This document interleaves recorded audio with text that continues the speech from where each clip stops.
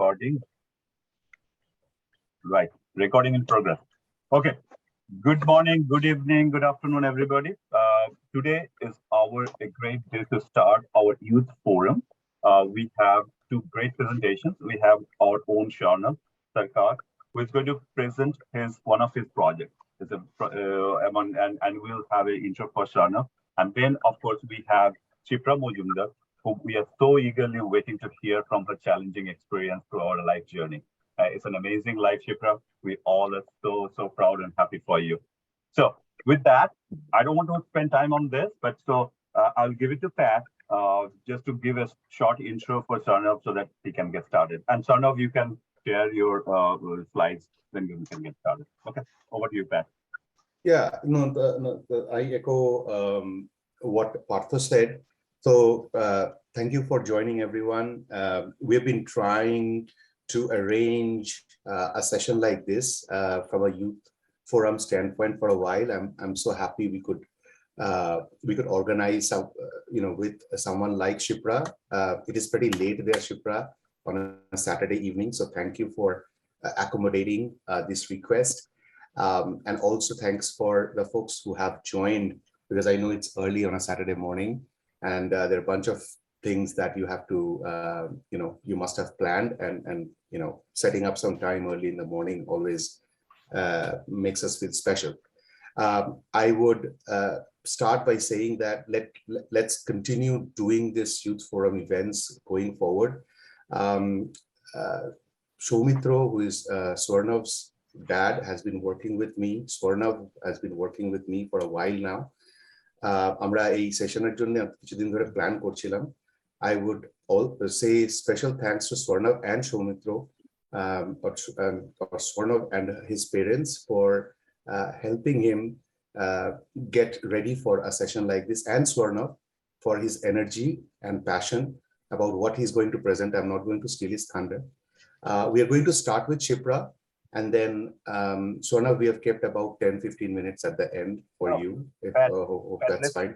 But I think better because we have a question and answer session. Okay, you want to start with Swarnav? That's fine. Yeah, so we can start with Swarnav. So over to you, Swarnav. Take it away. Okay. And also, I think for the bandwidth, keeping in mind, I'm turning off my video, and I think we can turn off the videos except the presenter. That way, it will be better, probably. And during question and answer, we can turn on the video again.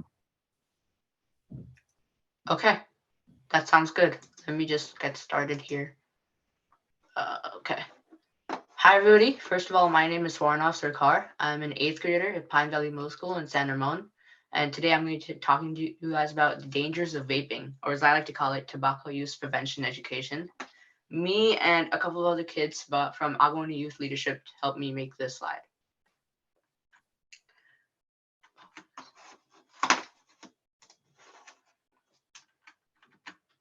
All right, first of all, is vaping dangerous? Why are we even talking about this? Is this important? Why is it important? So first of all, let's go over some few little stats just to put it into pictures. High school students in California who use e-cigarettes. Now, e-cigarettes and vape pens are often used to target young people because they have a developing mind and it's really easy to attract them since they don't know much about vapes. 8.2%. Now, that doesn't seem like a lot, but you should think about it. If all the students in California, high school students, first and foremost, that is a huge number. Now, kids become daily smokers every year. Daily smokers means at least one vape pen a day or something like that. 2,850. That is an insane number, considering that kids especially have a developing mind and the nicotine addiction can be huge on their brain. Proportion of cancer deaths attributable to smoking in California.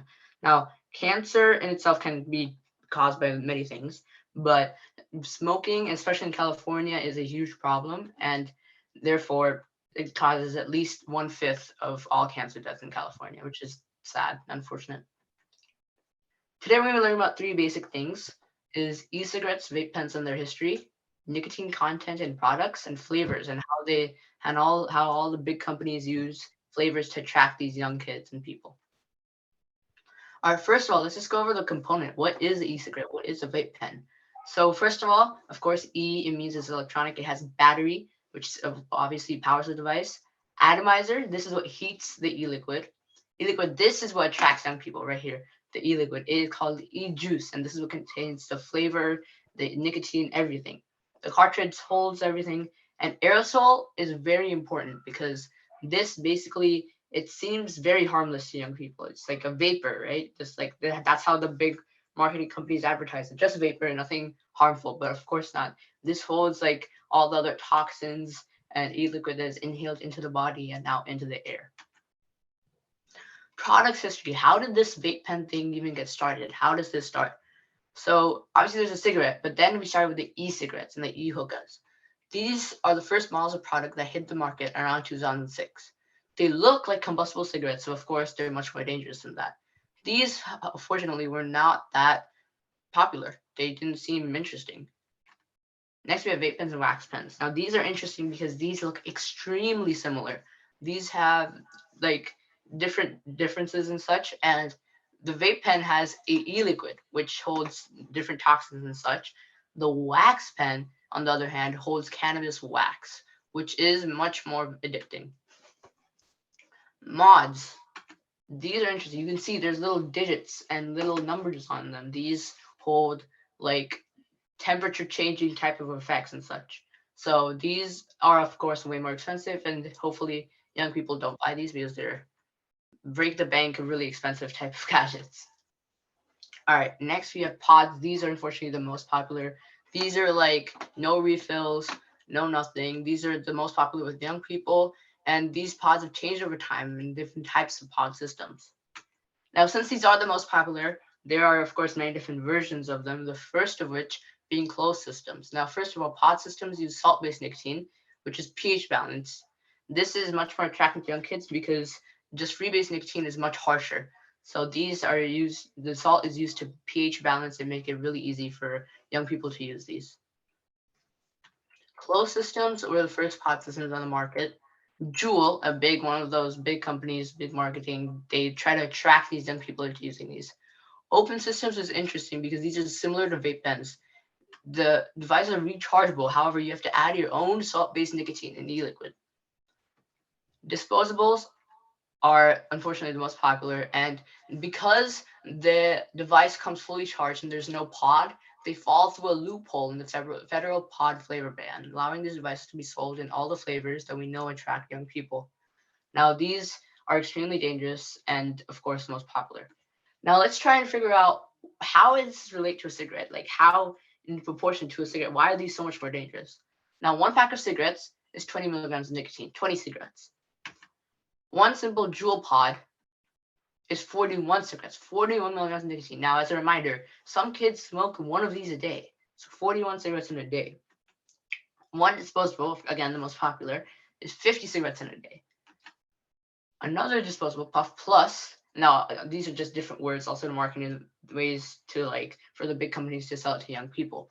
This is 125 cigarettes. And right here we have the Flume Pod Plus, 400 cigarettes in one day. All right, now let's talk about something called menthol. Now, this is another way of marketing that big companies use to make it seem harmless. Now, menthol itself is not a bad thing. It's found in many products and like cough drops and vapor rub. And menthol has a minty taste and is cool and soothing sensation. So you can see right here, they put in menthol eucalyptus in the cough drops, make it seem good, right? But these are like, it helps market more because it helps the user to inhale more smoothly and just helps them take in more nicotine and therefore a higher addiction. All right, flavors. Now this is the important part. This is what makes these young kids attracted really easily. This is what makes them just much more dangerous because these companies, they use all sorts of different things. There's minion flavored juices. There's Hulk tears, whatever that means. And it's sad how they use these child's products as marketing devices. Now we have a little video here. I'm not sure if it's going to play, but it's going to show it's going to be like an example of these young kids who are given these vape products and they don't know what they actually are and just how easily they're attracted to them.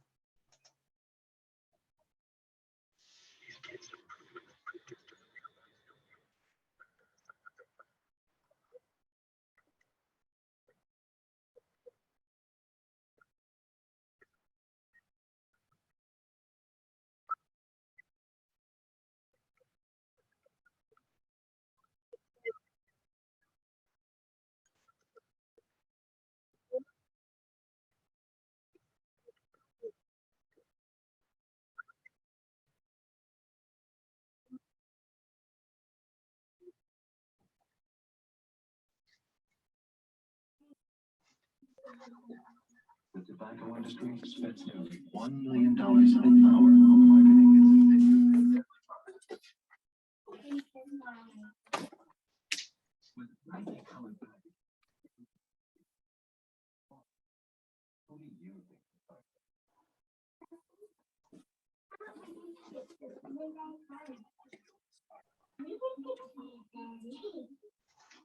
All right, so general gist of that video was that it's showing how easily they were attracted and how kids basically want to keep these. They think it's gum, they think it's little candies or such.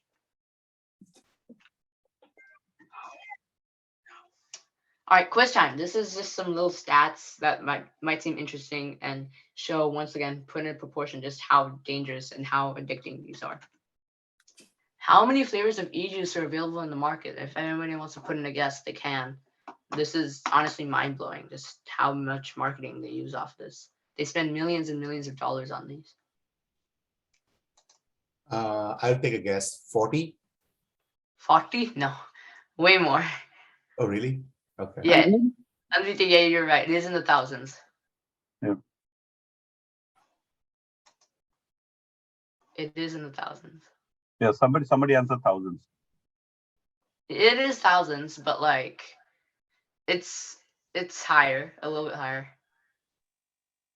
No, higher than 2,000.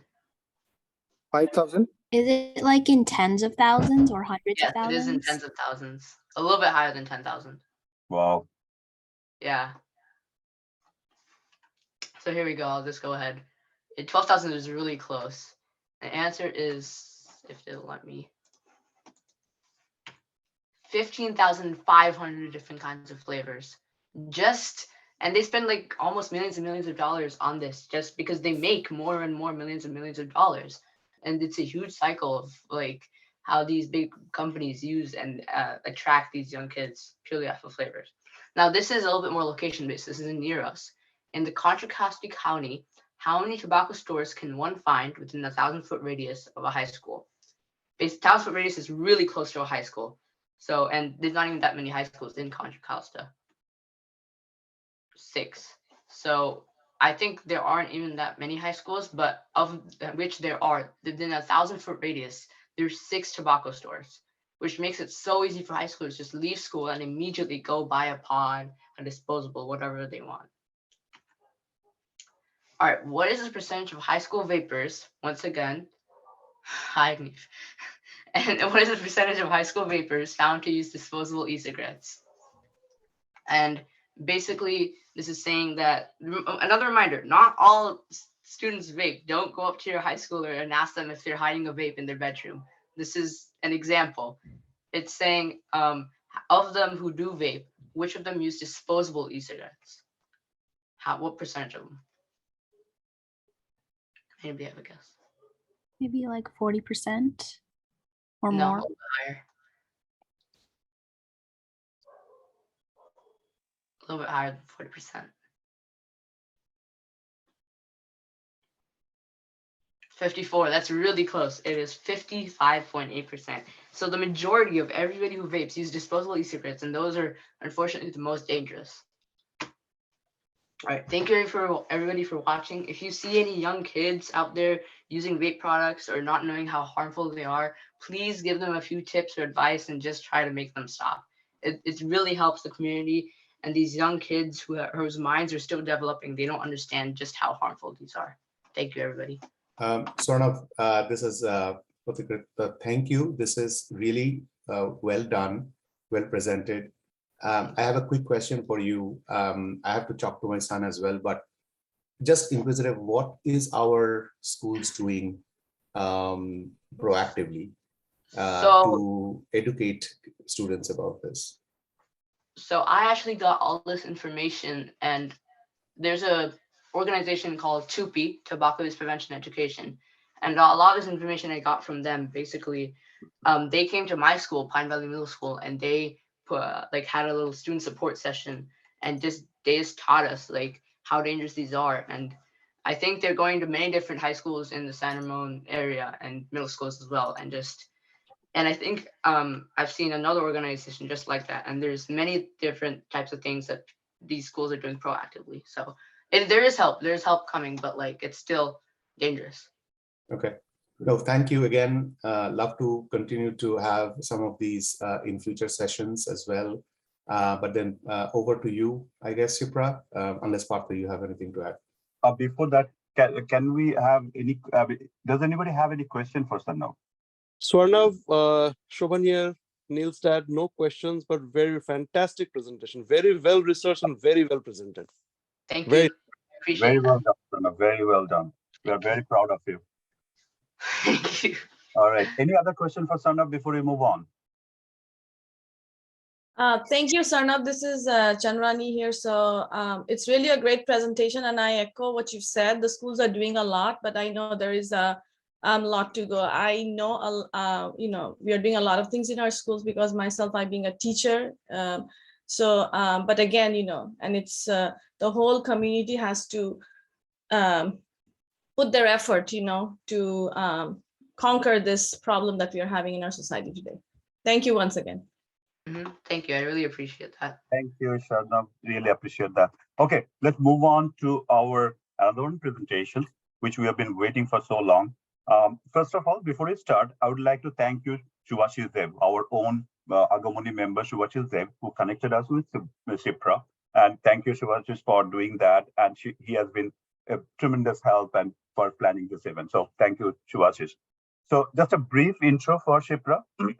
Sipra grew up in an army family in India, and she became Army Major, Indian Army Major. That must be an experience, I can assume.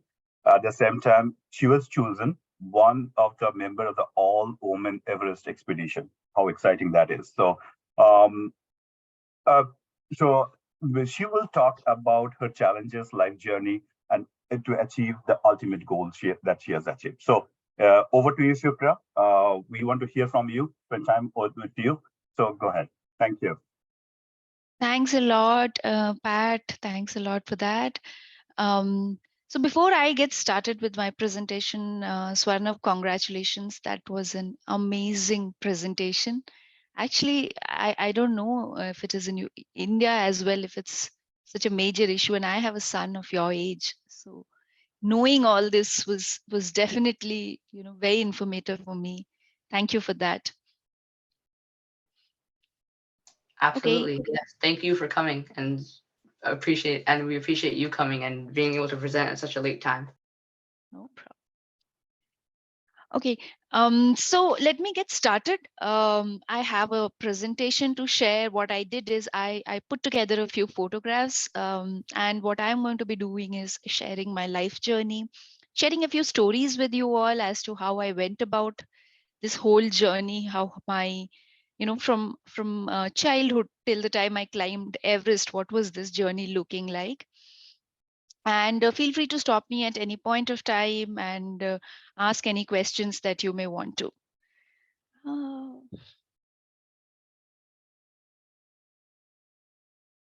me see, where is the presentation?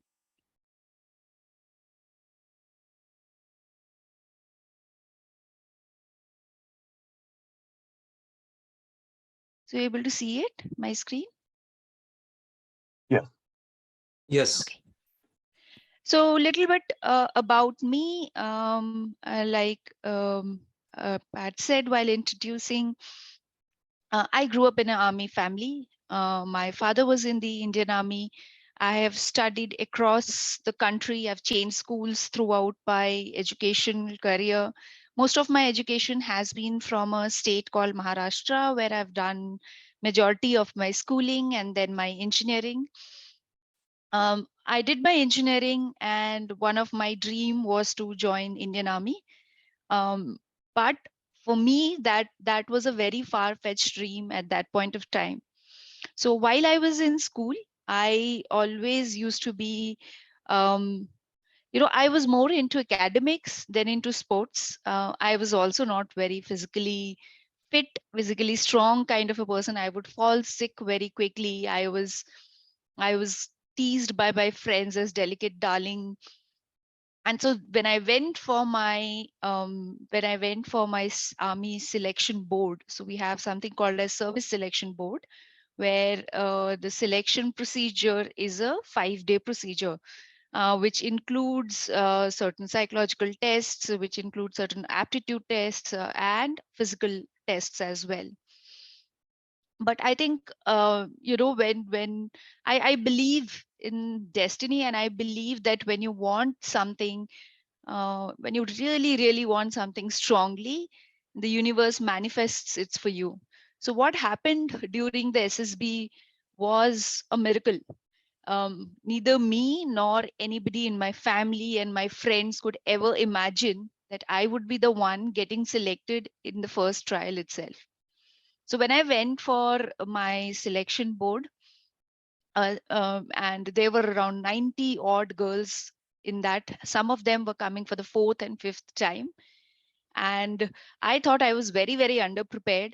But the thing is, when probably what helped, I had so low expectations from myself that I thought I'm just going to give my best and see how it goes. And I was seriously not worried. I was like, what is the worst that can happen? I will not get selected. But that's how it is. So I have to just go and give my best.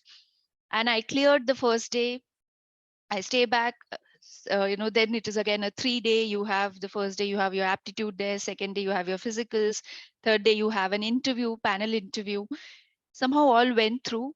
I went for my medical. I cleared my medical and I got through the merit. So even after you clear the medical, there's a merit list which is released, which depends on the number of vacancies which are there in the academy. So based on that, you get if you're in the merit, then you get a chance to go for training. So I joined the Officers Training Academy, which is in Chennai. And I joined in August 2001.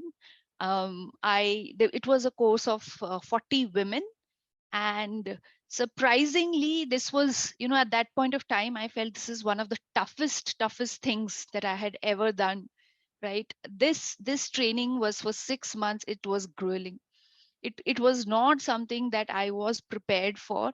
Not only physically, even mentally, it's very straining.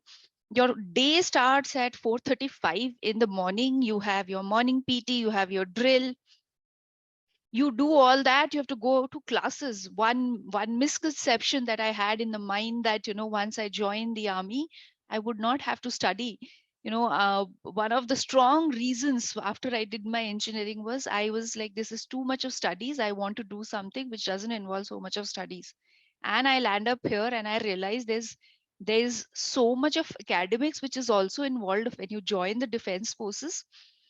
So you go for your classes during the whole day. Again, afternoon, you have your games, you have your drill, you have your PT. You come back, you have a study hour. Then you have, you have to kind of make sure everything is ready for the next day, and you go back to bed. It is so exhausting. I think those 6 months, uh, I can't even say how those 6 months went. But what was surprising was to me as well was when I finished my course, I was the topper of my course, which was really surprising for me, and I was very happy. I got placed into one of the engineer regiments, and I during my tenure in the army, I got posted to different places. I started my career. My first posting was in the state of Punjab, which is very close to the Pakistan border. And then I got posted to Jammu and Kashmir.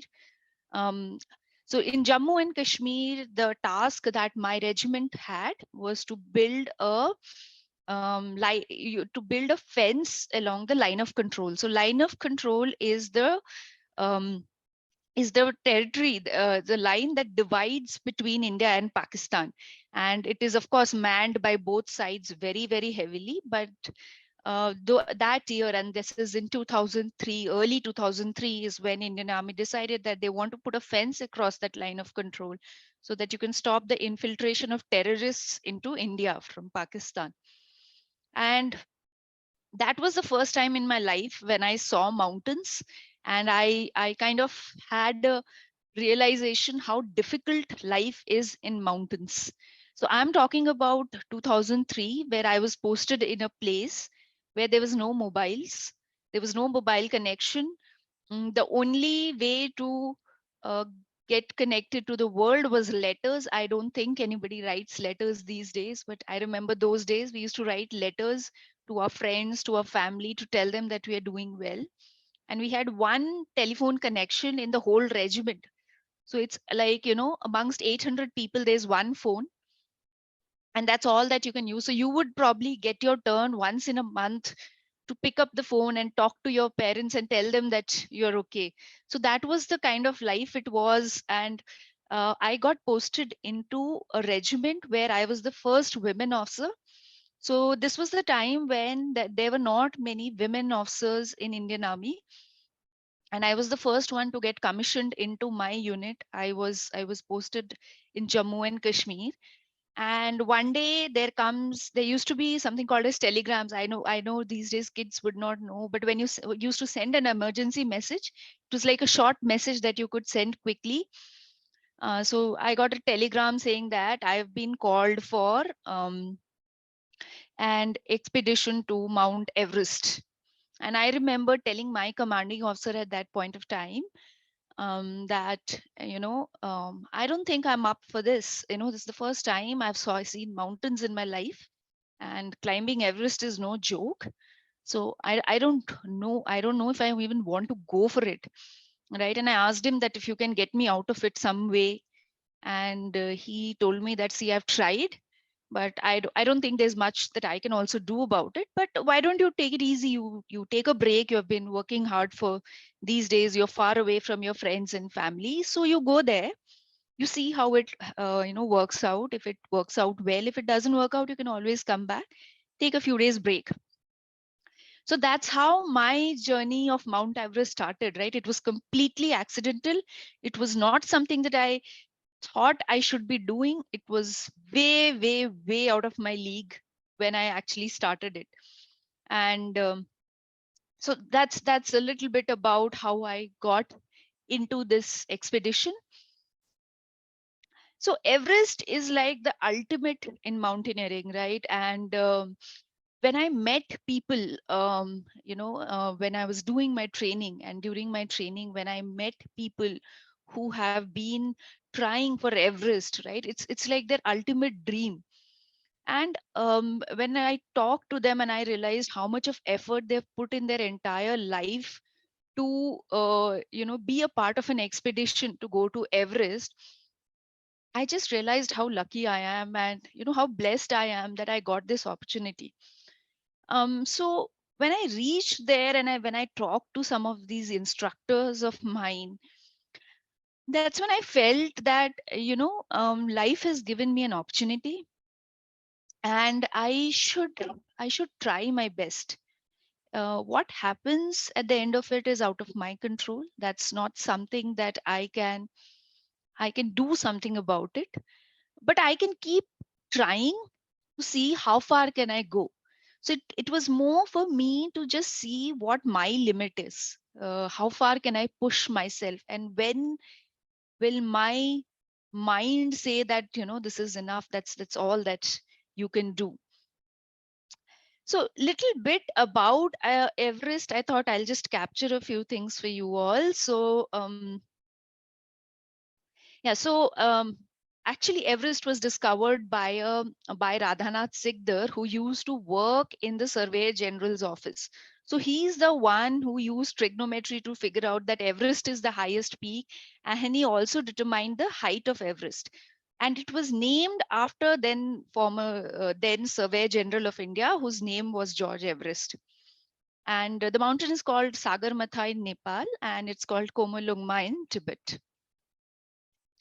So some of the early climbs, of course, were British. I don't know if you've heard this story of George, Mallory, and Erwin.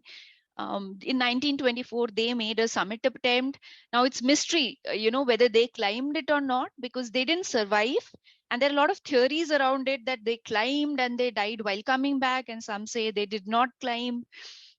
People kind of guess in terms of how their body was when they found the body, how the body was facing the peak, and the angle of the ice axe. Of course, there was a camera which Mallory was carrying, but that's something that has not been discovered, so that remains disputed. But first confirmed climb was in 29th May 1953. Sir Edmund Hillary and Tenzing Norgay were the first people to stand on top of Mount Everest. So Indian Army, as a part of its training, of course, has a lot of these adventure games. High altitude climbing is also one of them. So Indian Army has its own training school, which is called High Altitude Warfare School, which is in Jammu and Kashmir in a place called Gulmarg. But apart from that, it ties up with the best schools in India, in mountaineering schools in India, also to keep training officers into high altitude climbing. So the first Indians to reach on top of Everest were also from the army. They were HPS Ahluwalia and Captain Chima. Their first expedition, army expedition, was launched in 1985, but there was a disaster and 5 people lost their lives. And the first successful climb to Mount Everest by Indian Army was in 2001. But Indian Army as such, the men of Indian Army had been into climbing other 8,000-meter peaks. So there are 14 8,000-meter peaks, and most of them are in the Himalayan range except K2 and Kasherbam, which is in the Karakoram range in Pakistan. So Indian Army men have been climbing many of the 8,000-meter peaks, Lhotse, Kanchenjunga, K2, Dholagiri. So all these Annapurna have been done by Indian Army. But till 2003, there were not many women who were into high altitude climbing. Of course, women were into climbing. And when you say high altitude, you're talking about 7,000 meters and above. So that's what is called high altitude climbing. So there were not very many women into it. And Indian Army wanted to launch a women expedition, an exclusive women expedition to Mount Everest. And that's how this whole journey started. So initially, of course, since there were not many women, what they did is they called women from who had like graduated, who had completed the training in the past 2-3 years. They called all the batches from Army, Navy, Air Force, NCC. So they called like around 200 women for the initial screening to train as well. So this is a very one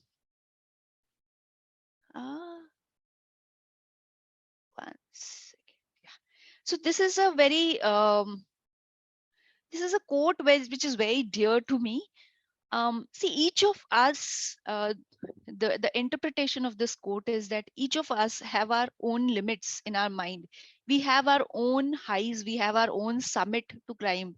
So each of us climb our own summit, our own peak. And we in life, we always have to make an endeavor to summit that peak. It could be anything. It's more, Mount Everest is more symbolic here in terms of the peak, but all of us have a peak to reach in life. All of us have that potential to reach in life, and we must always strive to achieve our potential in life. So this was how the initial selection, or this was how the whole selection process was. There was an initial selection, like I said, almost 200 women were called. Then we had from there, of course, there were a few women who were selected, and we had to do the different mountaineering courses. So you have a basic course, you have an advanced course. Then we did a pre-Everest expedition to a 7,000-meter peak called Abigamin. Then we had another set of training, and we had training in Siachen Glacier. Then we did our endurance training, and finally was the Everest expedition. So this is basically the women who went for the initial screening. So this is one batch of women, around 60 of us were together in this screening. It was a 7-day screening camp with different set of, tests, physical tests mostly. Of course, there was a lot of classes which was held around, the basics of mountaineering. There were exams around that. And that's how the initial selection process was. Nehru Institute of Mountaineering is one of the oldest and is the best mountaineering institute in India. And so, like I said, after that, around from 200 women, 64 were selected to undergo the basic and advanced mountaineering courses. So the basic and advanced mountaineering course, both these courses are for a period of 1 month, wherein you are taught different techniques of climbing the mountain. So you're taught rock craft. These are different techniques for rock craft. This is basically artificial rock, artificial wall where you're taught climbing. And this is rappelling down the wall, the one on the right side. You're taught ice craft. So you're taken to a glacier and you're taught the photo that you see on my left, which is for the ice craft. This is an ice wall. So you're taught how to climb and come down on an ice wall. You're taught different techniques to safeguard yourself in snow. So this is one of the techniques in case you fall in the snow. How do you arrest your fall, right? So you're taught all that there. You're taught how to cross crevasses. Most of these 8,000-meter peaks have crevasses. So it's very important that you learn how do you cross a crevasse. So post the initial training, post the basic and advanced mountaineering course, 27 were selected for a pre-Everest expedition, which was to one of the peaks in the Himalayas, which is 7,000 meters. If any of you are interested in mountaineering, and of course, when you get interested in mountaineering, Everest is like the ultimate goal, right? I mean, it's not one of the most difficult peaks to climb. K2 peaks like K2, Annapurna, Kanchenjunga are far more technically difficult than Everest, but just because it's the highest peak, it has its own allure. When you prepare for Everest, it's very, very important that you experience high altitude before that. And it is recommended that you do a 7,000-meter peak before you scale Everest. So we prepared ourselves on Abigamin. Then we went for training. Like I said, while we trained so much, but honestly speaking, 2 years of training is not enough for Everest. There are people who train for years together before climbing Everest, right? And since none of us were into high altitude climbing, our leader thought that it would be a good idea to expose us to a very, very harsh climate and thereby prepare us for Everest. So Siachen Glacier is the highest battlefield in the world. It's around 18,000 feet. It's in Jammu and Kashmir. It's in Leh. Actually, it's in Leh Ladakh area. We share the border here with both Pakistan and China. India shares the border here with both Pakistan and China. And it is one of the harshest place where Indian Army is deployed.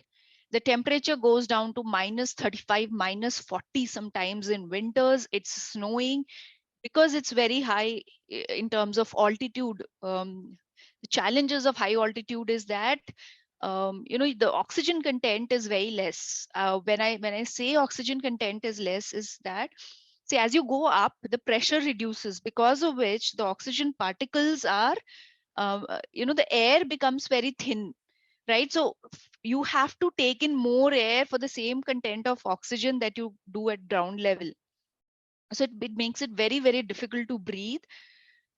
So there we were taken there in end of December, when it's like the peak of winter, so that we kind of get used to the weather in Everest. We are prepared for that, and we trained there for a period of 3 weeks. Again, 18 of us were taken. It was at every phase, it was training come selection. So those who would do well in that phase of training would move into the next set of training. I think this for me was one of the most difficult phases of training. It used to be so cold. Sometimes, of course, like the standing instruction was for us that we were not supposed to touch any metal barehanded in the morning, because it would be so cold that if you happen to touch your ice axe with a bare hand, your skin would stick to the ice axe, and you'll get, it'll peel off. It was kind of that cold. I there were days when I couldn't speak. I would feel that my tongue is like stuck. It's like trembling, and words won't come out of my mouth. We trained for like 10 days at the Siachen base camp. which is around 16 to 17,000 feet. And then we went to a higher height. So these are like some of the endurance marches that we did in Siachen. So you can see how difficult the terrain is, and you just see the snow around as well. And these are some of the techniques that we learned in Siachen base camp. We call it the Siachen Battle School, and we learned this is one of the techniques of climbing an ice wall. It's called 2-point climbing. So if you see here, this colleague of mine, she's only climbing on her crampons. She's using only these 2 points to climb the ice wall. This is called a 3-point climbing, where along with your shoes, you're also using an ice axe to climb, and then you use 2 ice axes to climb for a 4-point climbing. We learned different drills of, again, we practiced different drills of crevasse crossing. And as the last phase of our training, we climbed up to 19,600 feet. So this is one of the highest post that Indian Army has. And we climbed to 19,600 to kind of finish as the last leg of our training in Siachen Battle School. So out of the 18 of us that went, finally 10 of us made it to be a part of the team. Out of the 10 women, one was a medical officer. She was a doctor. 4 were lady officers. Sorry, 5 of us was from Indian Army. There was 1 girl from NCC, sorry, 2 girls from NCC and 2 girls from Special Forces. So that was from a women point of view. We also had around 10 men joining us for the expedition. So it was a team of 20 that finally went for the summit. Even though you do all this, I think you can never be, like you can never say that I'm just prepared to go for it.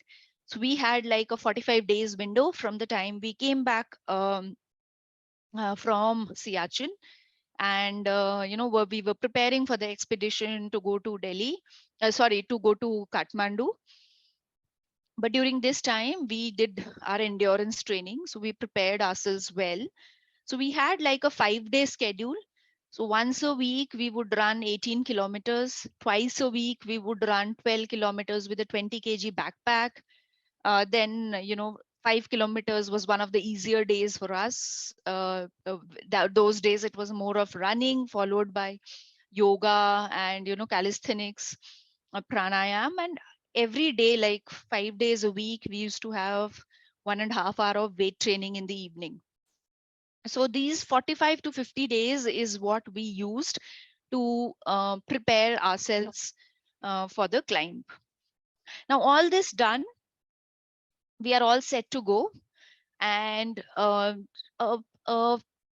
few weeks before, so we came back in the middle of Jan, and somewhere around mid, the final team was announced. And our plan was to go via Nepal, which is the traditional route, which is the most popular route, right? Via Nepal is the most popular route, which is the southeast route to climb Everest. And the names of the climbing team. So there's a climb, when you go for a climb like this, when a high altitude or one of these peaks like this, you have a team which is climbing and you have a team which supports the climbing team. So you need all the logistics also to be managed. So you have a team which supports this climbing team. And the climbing team is announced and I'm not a part of it. So I was in the reserve, I was in the support team.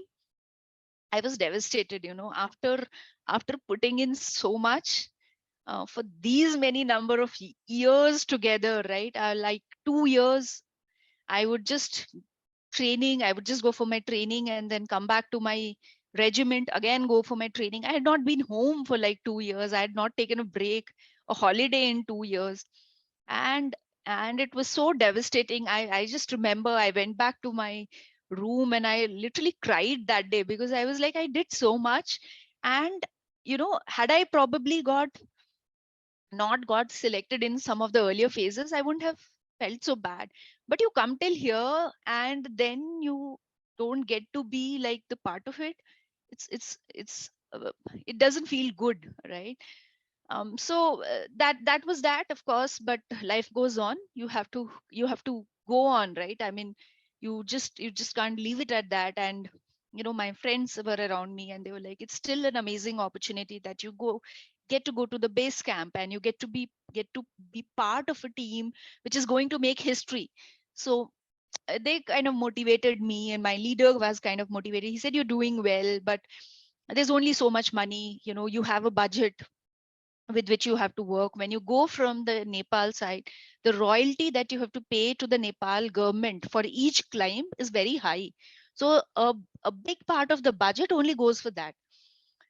So that was it. And my leader said that don't think that even going to the base camp is easy. So don't start lagging in your training. Don't give up on your training now that you know that you have to only go to the base camp. Don't think that you'll cut short your training, which is this 5-day schedule that you see on the screen. So I said, okay. I mean, of course, what has happened. But then even to be part of the support team and to support my team well, I still have to be fit at that altitude, right? And I had been to Siachen, and it was very difficult. It was not easy to stay at 18,000 feet for a month and a half and keep supporting your team. So I said, okay, I'm going to give my best.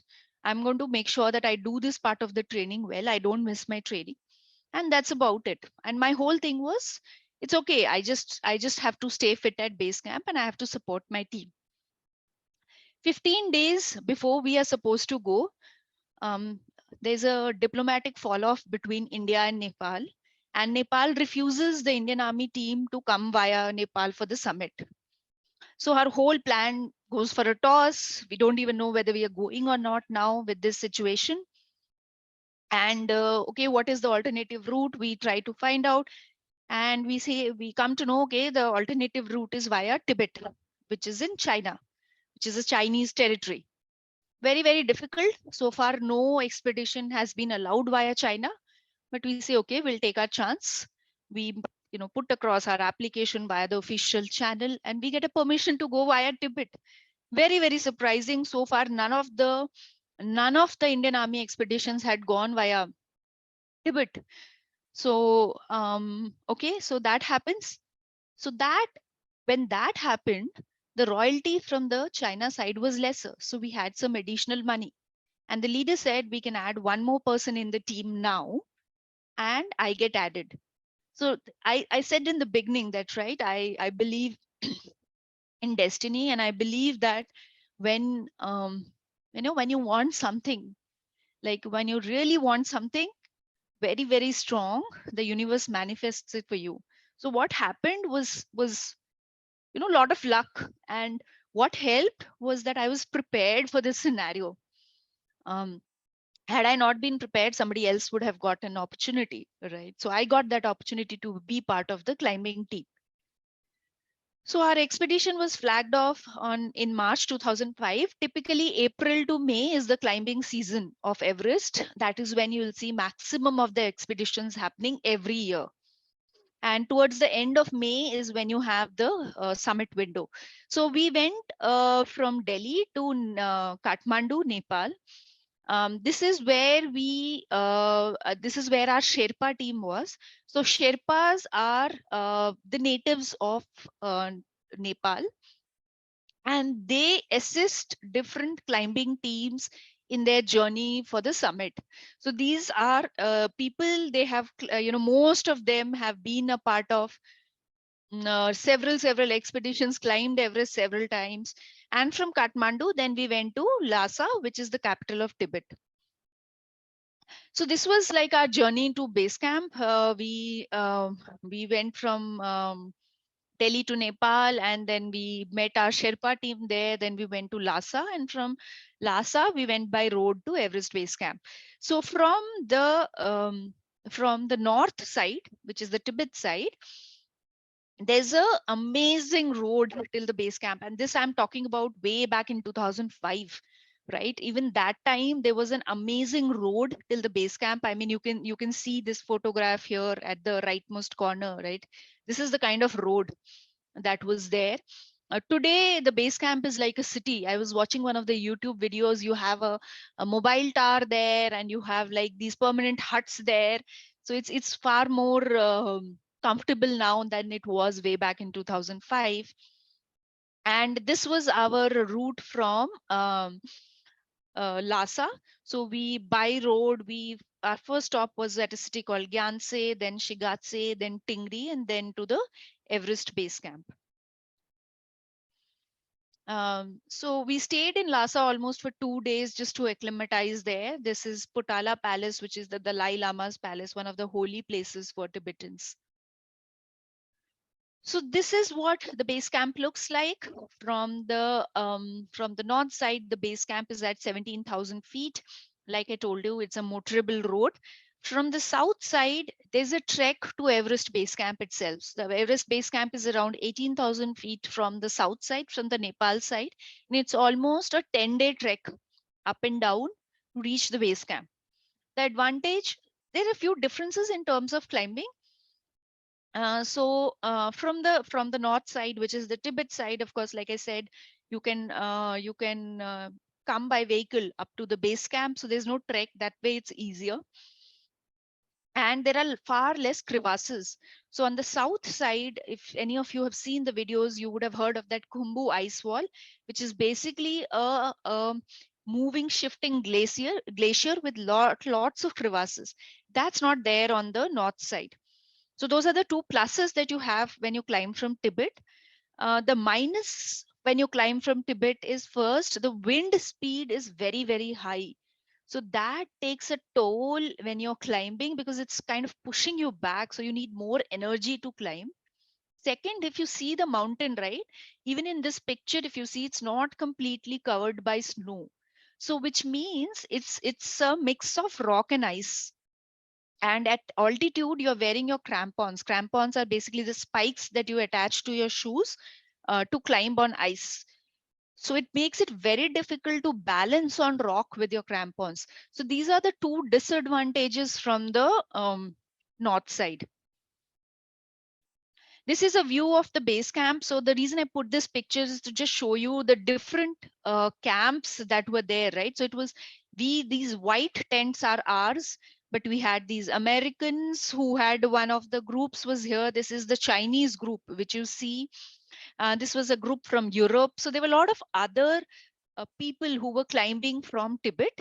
Though you see these many teams, of course, Tibet is the less popular route, right? Nepal is the more popular route. You will see far more people at the Everest base camp from Nepal than you see at Tibet side. Yeah, I forgot to mention another disadvantage from Tibet is rescue is not very easy. From Nepal side, if there is a need for rescue, the helicopter comes till the base camp. But on Tibet side, helicopters are not allowed at the base camp. So you have to bring down the person to the base camp and then take them via road. There is no other way. So that also makes it, a little bit more riskier to climb from the Tibet side.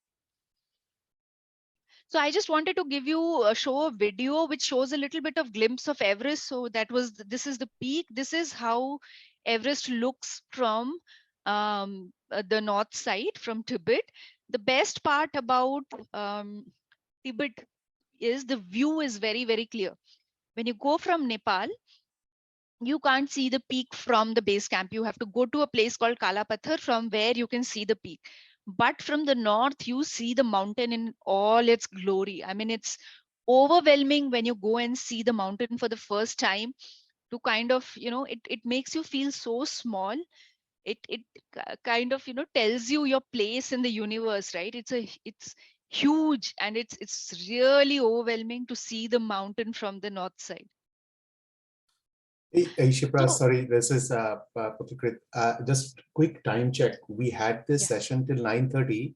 We can go over, but just wanted to make sure everybody is aware it's 9:28 right now. So let's try to wrap up, maybe 10 minutes, if that's Sure, fine. I'll do Okay. that. Okay.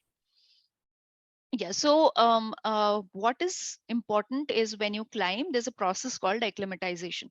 So acclimatization is basically the process of getting used to the atmosphere because your body is not used to being on a high altitude. So the way you acclimatize is you climb high and you sleep low. So you go to a particular height and then you come back and you keep doing this process for some time till your body acclimatizes. So as a part of acclimatization, we climbed the nearby mountains first, and then we went to the intermediate base camp. We went to the intermediate base camp, we went to advanced base camp. So this is the route to advanced base camp, and this is what the route looks like to advanced base camp. So what you see here are the ice seracs. This is the Rongbuk glacier from the north side. It's called the Rongbuk glacier. So this is the glacier, and this is the advanced base camp. It's at the foot of a peak called Changtse. So we went up to the advanced base camp and we came back to base camp. Then again, we went back, we started in the second phase of acclimatization. We went again to the intermediate base camp, advanced base camp. We crossed a snowfield and we reached camp 1. So this is the climb to camp 1. And this is the ice wall that you have to climb to reach camp 1. So these are the people that you see that are climbing the mountain.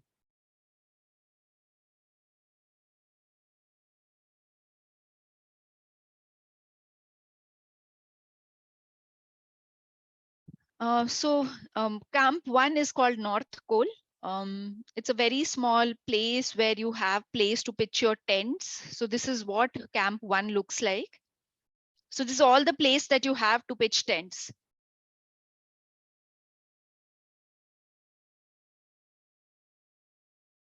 Yeah. Another view of the camp. So this is called a col, the small place where you see the tents are pitched.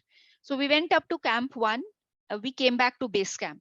Third phase of acclimatization, again, we went to intermediate base camp, advanced base camp, camp 1, and then we went to camp 2. So you see at the top of this is where camp 1 was, and you see the trail. This is the climb to camp 2. It's a very steep climb.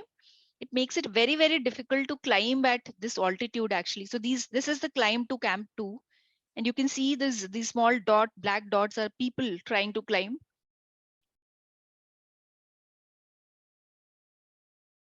And these are the tents at camp 2. So camp 2 is at roughly 7,700 meters. The wind speed is very, very high at camp 2. So you have to tie the tent with a rope, otherwise the tent itself will fly away. So we stayed at camp 2 for one night. We came back again to base camp. So this is what the process of acclimatization is, that you have to keep going up and keep coming down. And you use these acclimatization also to ferry your stuff to the higher camps, right? You go and stock up your higher camps. Every time you go up, you carry some things like your food, water, your fuel, your butane gas cylinders, etc. You put them in the higher camps and you come down. So just to show how we had to arrange rocks, because the slope is quite high at those camps. So this is how you pitch your tents there. And then we waited. So we waited for a good weather window to start the climb. Our final climb started on 29th May. And we went to camp 1. From camp 1, from advanced base camp is when we started. We went to camp 1 on 29th May. We went to camp 2 on 30th May. We wanted to summit on 31st night, but again, the weather went bad and we had to stay in camp 2 for one night. And then we went to camp 3 on 1st June. And this is roughly the climb to camp 3. This is what the summit camp looks like. This is called the summit camp because you attempt the summit from this camp. So you can see how the gradient is in this picture. You can also see the peak here. So this camp in this camp, you don't stay for long. So we reached on first afternoon on camp 3. And we started our summit the same night. So we started our summit at roughly 10:30, 11 in the night is when we started climbing for our summit. So this is a quick view of how it looks from one of the high camps. This is almost 27,000 feet. So you can see all you can see is the clouds, and the entire Rongbuk Valley from there. And this is a view of the summit peak, of course. So this is what the route looks like. These are the 3 difficult points in the climbing. This is called first, second, and third step. Of this, second step is the most difficult. It's actually like a 200-meter straight climb, and there's a ladder which has been placed by Chinese long time back, which is used for climbing. So yeah, so this is what the summit pyramid looks like. This you can see, like, this dot, you can see people climbing. So the way that you go is you go over this pyramid, you go across the mountain, and then you go on the top. And this is the summit. This is what the summit looks like. You can see some people sitting at the top of the summit as well. So that's about it. So I reached at around 9-10 o'clock in the morning for the summit. Completely exhausted, but a very, very overwhelming feeling of gratitude at top of that. This is me holding the regiment flag. I am a part of Corps of Engineers, so I am holding my regiment's flag here.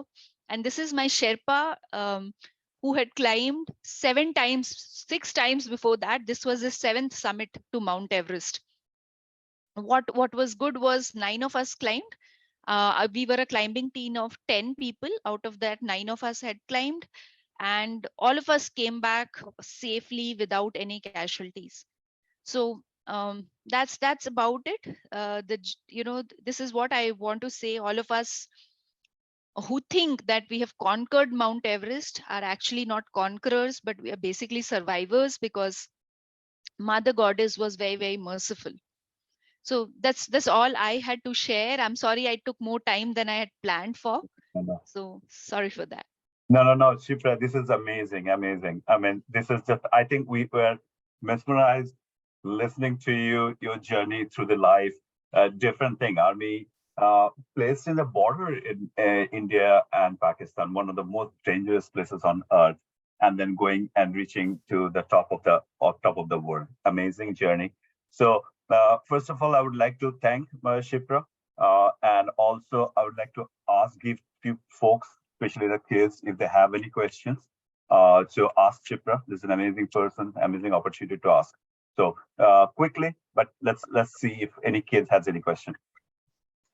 Yeah, I have a question. So you mentioned a lot of times, like, about how you went through many hardships during your training and such. What, like, sort of helped you get through that mentally?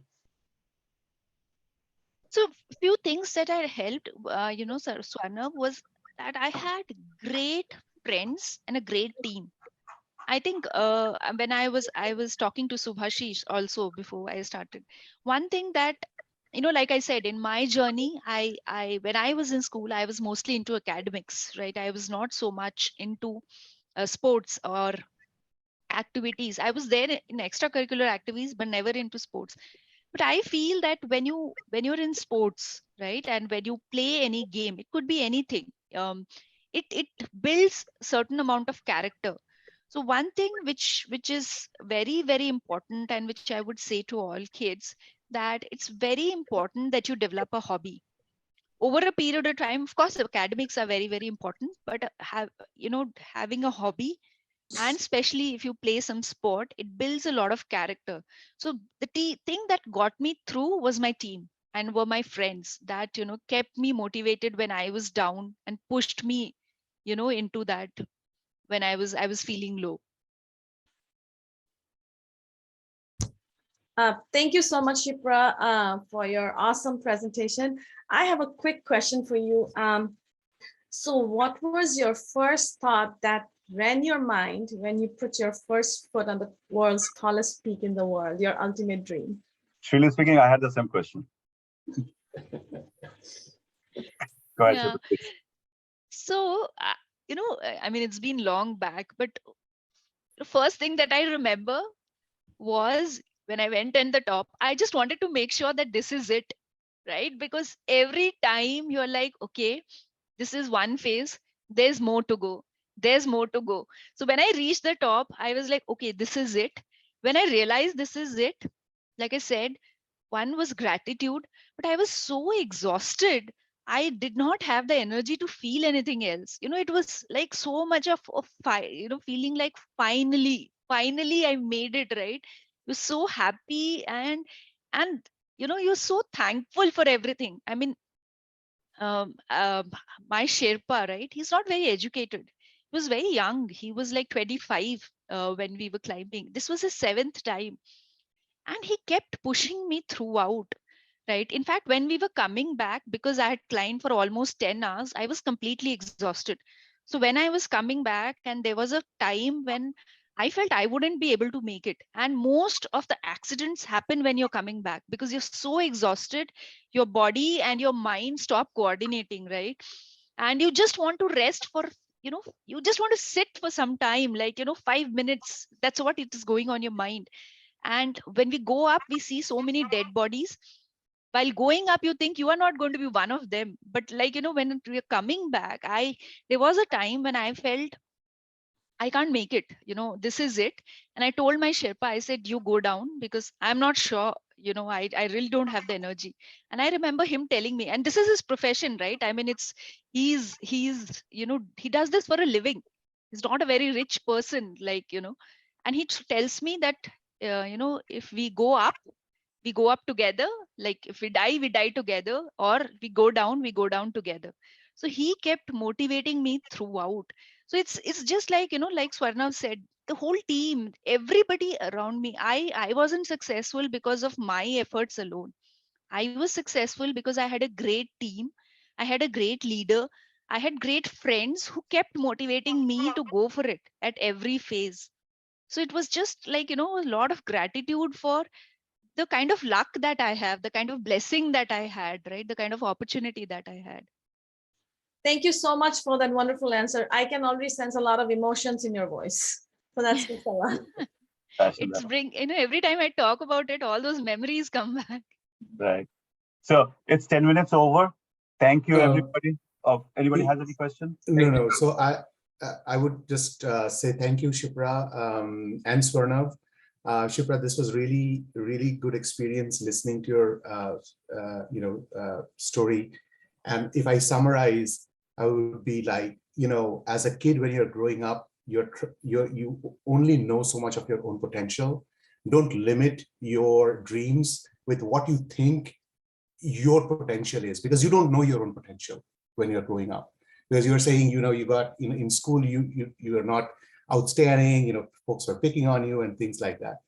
And secondly, when you are ambitious about a certain goal, go for it, right? There would be limitations, there would be road bumps, but pursue your dream. There will be challenges, overcome them, and then you will ultimately reach your goal. And then all those road bumps and challenges that you had faced, you very eloquently described how you overcame all those challenges. That's important for our youth to understand, that as you go through very tough challenges in life, you have to work hard for it. You have to wake up sometimes at 4:30 a.m. in the morning. But that's what it takes for you to conquer Mount Everest, right? For some of us, Mount Everest might be promotion in our job or getting a really high score in an education for a youth. But that's what it takes, the grit and the passion and all the effort that it takes, right? So don't back down. Don't feel that you are not ready for it. Go for it, give it 100%, 110%, and you'll get there. I think that's the summary I got from the story that you shared with us. But again, thank you. Thanks everyone for joining. And yeah, we'll love to continue some of these sessions in future. So we'll see you again, hopefully sometime soon. Right. And Sipra, this is Sarkar and Pat. We do this youth forum. Hopefully we will get you back sometime again. I'm pretty sure people would love to listen more from you on your other journeys as well. So we'll get that. So thank you, everybody. Sarkar, Pat, we are checking out right now. Swarnav, thank you. And Sipra, staying back so late. I know Sipra is from Bangalore, staying back so late and spend time with us. Really appreciate that. Thank you, Yep. everybody. Thank you. Thank everyone. you. Thanks for And, having and me. we have Thank you, recorded the everyone. session, so we will try to post it. So Sipra will send you the link as well. Thank you. Sure. Thank you. Good day, everybody. Bye-bye. Thank you.